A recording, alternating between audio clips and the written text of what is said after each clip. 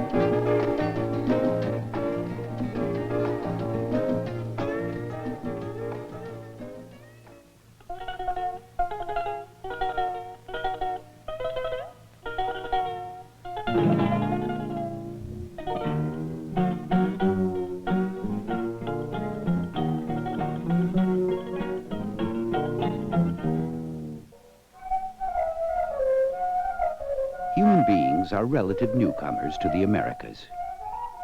Originating in Africa, Asia, and Europe, they first moved across the Bering Strait 30,000 years ago and gradually settled South America.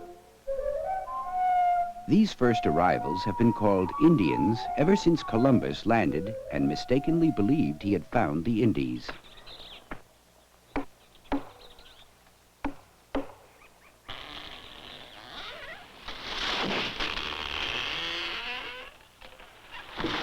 For centuries, Indians were faced with the Westerners' world. Today, only a handful are so isolated that they are truly startled by such dramatic and disruptive innovations as the Trans-Amazon highways.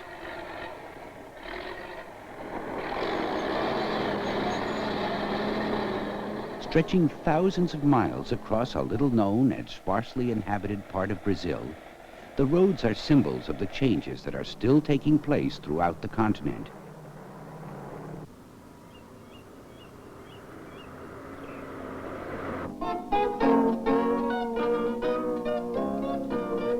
Twentieth century technology is sweeping all over South America, linking and changing rural and urban areas.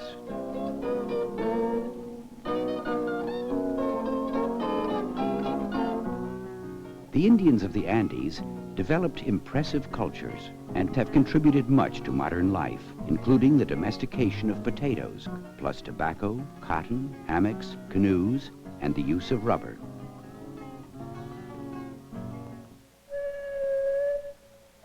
Some of their early art and architecture has been preserved for more than 2,000 years.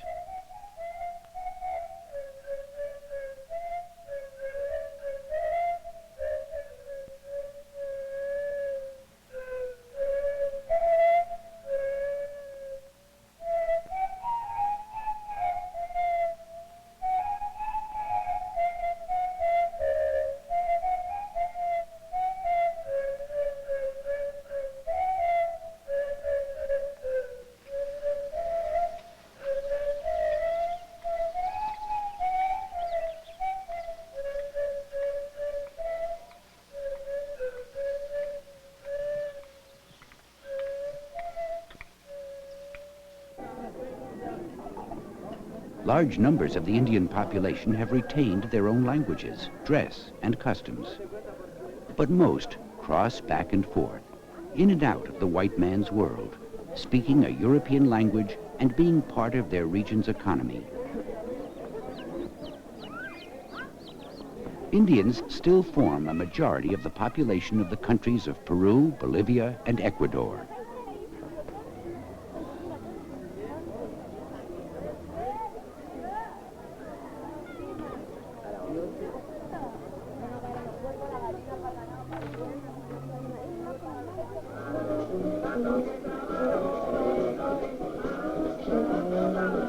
After Columbus, Spain and Portugal claimed and settled vast areas of South America. Many aspects of present-day life reflect this early period.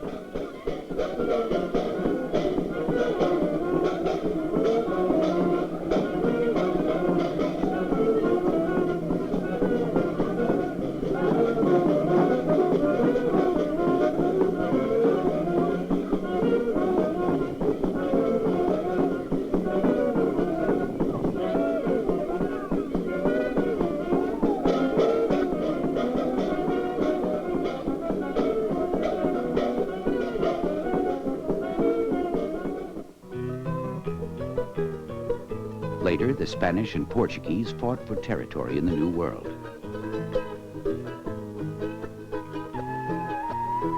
The Portuguese settled in the coastal areas of what is now Brazil. The Spanish settled mostly in the west and in the highlands. By 1776, much of South America had been divided between these two European powers. Spanish and Portuguese rule was broken, however, in the early 19th century in a series of revolutionary wars.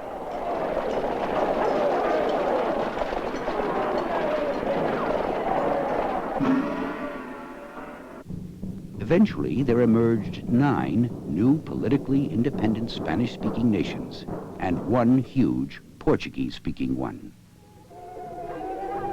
The early settlers brought few women, and so took Indian wives. Their children are called mestizos.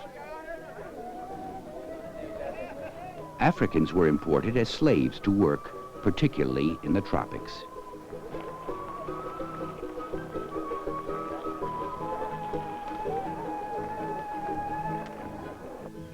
After independence, many more Europeans arrived. Asians came still later, giving the overall population of South America a great racial and cultural diversity.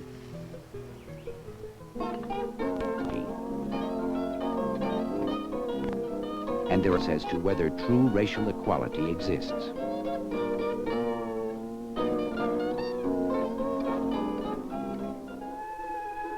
The peoples of South America were never evenly distributed over the land. Few live along the coastal deserts, an environment hostile to life.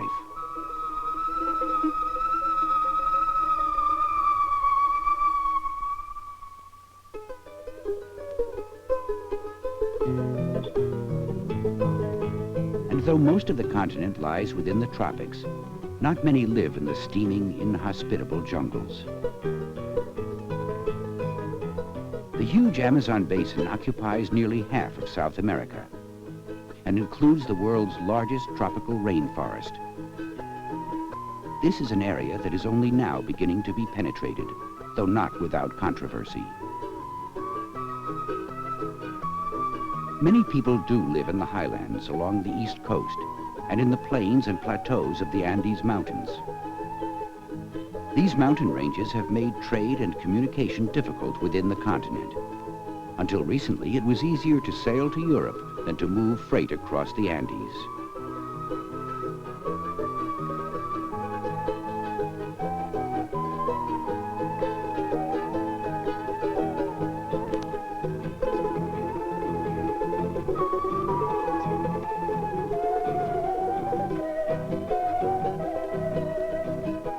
Sitting on top of these mountain ranges, like a great table, is the high plain, or altiplano. This once isolated region has long furnished refuge for the Indians, has helped to preserve their identity, and gives them a certain amount of autonomy.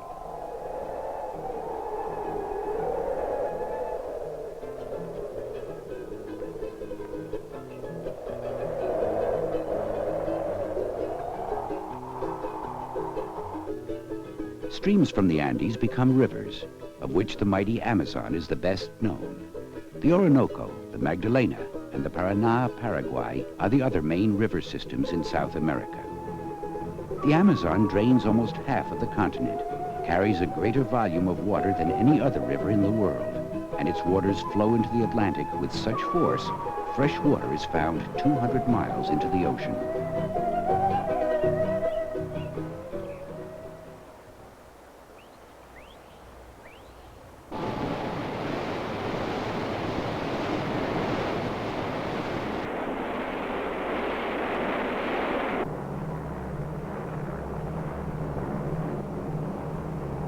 The Paraná of Paraguay drains the southern cattle country, grassland, or pampa. Since colonial days, these rich, fertile plains have supported a large population.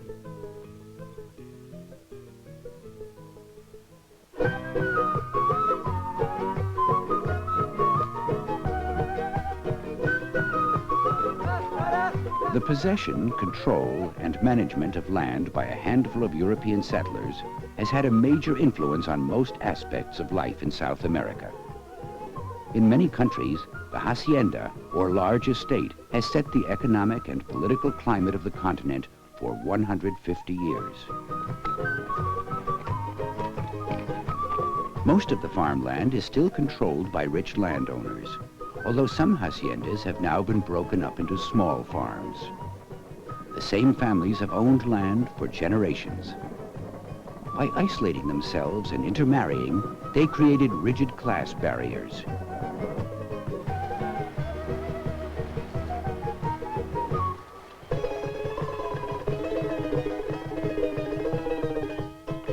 The peasant's life remains almost feudal.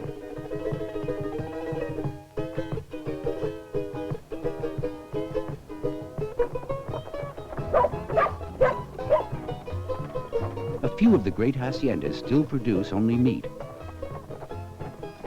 but the reliance on a single product or crop is now a thing of the past.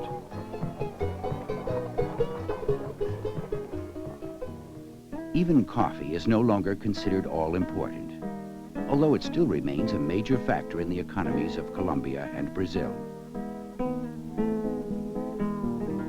However, most countries still export only agricultural goods and other raw materials, and therefore have trade deficits.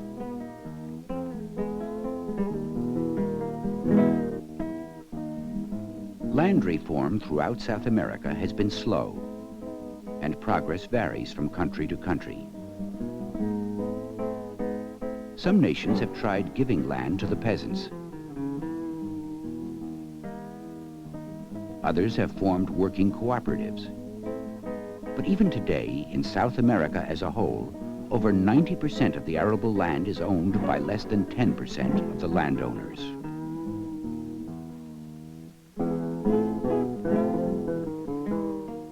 Another important institution in South America is the Catholic Church.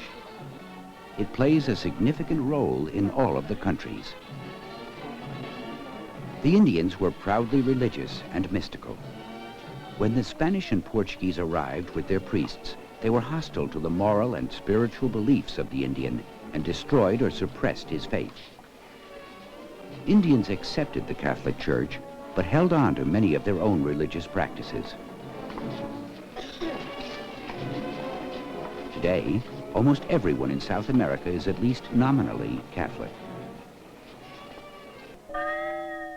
Now, a new movement is trying to change old attitudes and make the church a modernizing force. In some countries, the clergy has been fighting for human rights. And in much of South America, the Catholic Church has taken a stand in favor of social justice and democracy, and against continuing poverty and dictatorship. The military has had an important impact in political and economic fields. It fought few international wars and was therefore free to become involved in national politics. When ruling, it has often been an oppressive force, reinforcing the dictates of a powerful minority. In some countries, it has been in control for a long period. In others, there have been recent trends back to open elections and a more representative form of government.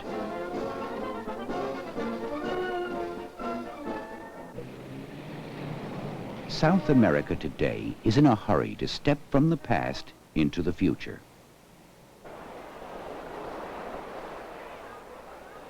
But it faces many problems. Its population is doubling every generation. If present rates continue, there may be 400 million people in South America by the year 2000. The people of South America continue to stream to the cities, where schools, hospitals, money, and jobs seem most plentiful. Levels of poverty can be extreme and widespread. Housing is inadequate. Few dwellings have sanitary facilities of any kind.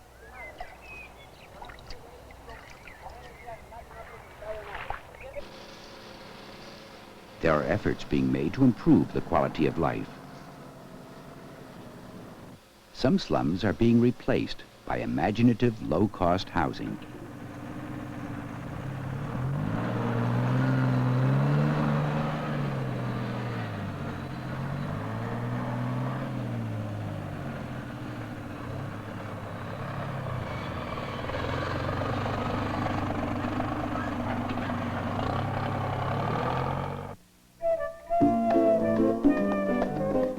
While many of the cities in South America are older than any in the United States, Brasilia, a completely planned city, can certainly be considered among the world's newest.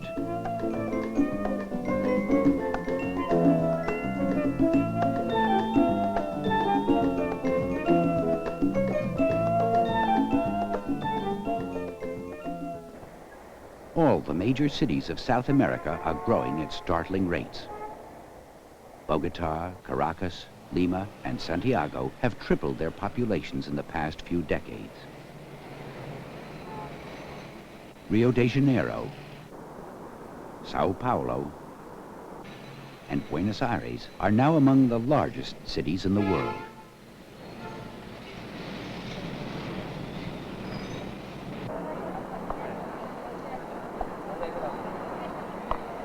Now there is wealth elsewhere. The middle class is growing in the cities. And as it does, class barriers are slowly breaking down. Today, the middle class makes up from 40 to 50% of the population in such countries as Argentina, Chile, and Uruguay.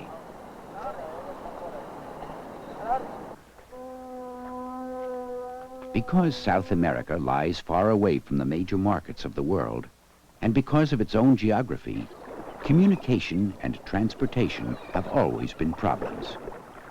The ships that transport goods and people along the coast and up and down the rivers continue to be of vital importance.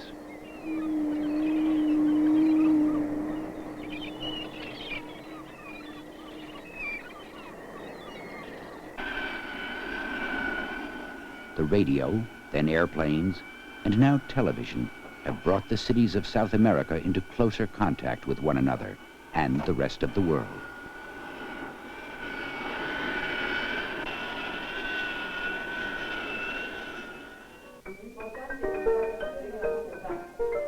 This rapid expansion has helped introduce new ideas, been a vehicle for education, and brought entertainment to isolated communities.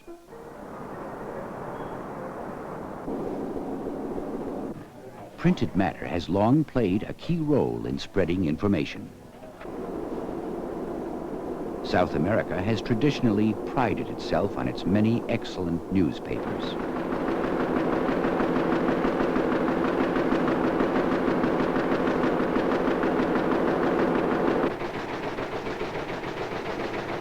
Until World War II, most South American countries lived by the export of raw materials. Their economies were heavily dependent on U.S. and British markets.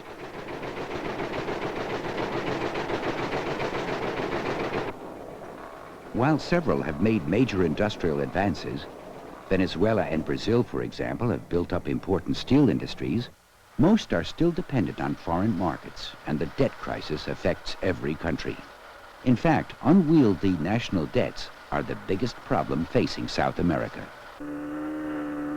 Because of its closeness to the continent and its economic and political ties, the United States has long played a key role in South America.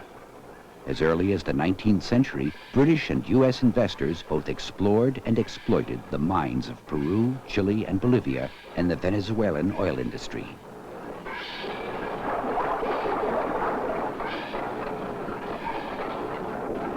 While some North American companies have been taken over or nationalized by South American governments, multinational companies continue to play a significant role.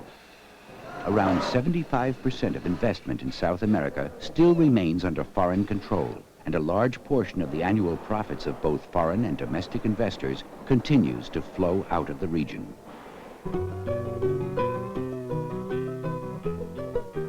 Youngsters are fortunate if they get to school at all, for educational opportunities are still inadequate. Almost half of the people in South America are not able to read.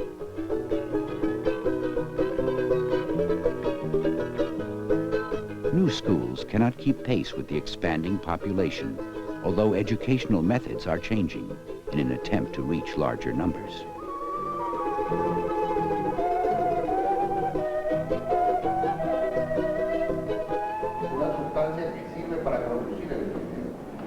Only a small group of students is able to attend the universities. Some of these institutions are older than any in the United States. No entiendo los químicos que causan las invalencias. Political ferment is not surprising given present social and economic conditions. Millions of demonstrators and strikers have been on the march. Women have been in the forefront of protest movements in several countries. Del pueblo, para el pueblo y por el pueblo. Que nos digan dónde están, que nos digan dónde están, que nos digan dónde están, que nos digan dónde están. El pueblo unido jamás será vencido. El pueblo unido jamás será vencido. El pueblo será vencido. El pueblo unido jamás será vencido. El pueblo unido jamás será vencido. El pueblo unido. Political demonstrations can get out of hand as passions mount. Governments change as problems increase, and citizens demand a better break.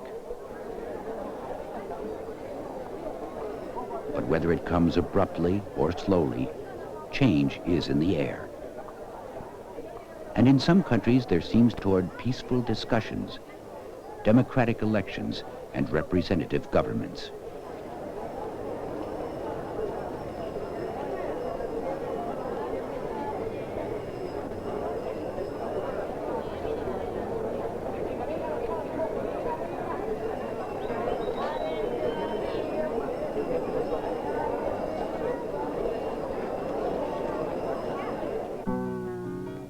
In spite of their great diversities, South Americans are united in their desire for a better standard of living and for acceptance as equals in the world. They want their politics and their economies to be their own. Above all, they want to be themselves and to work out their own destinies.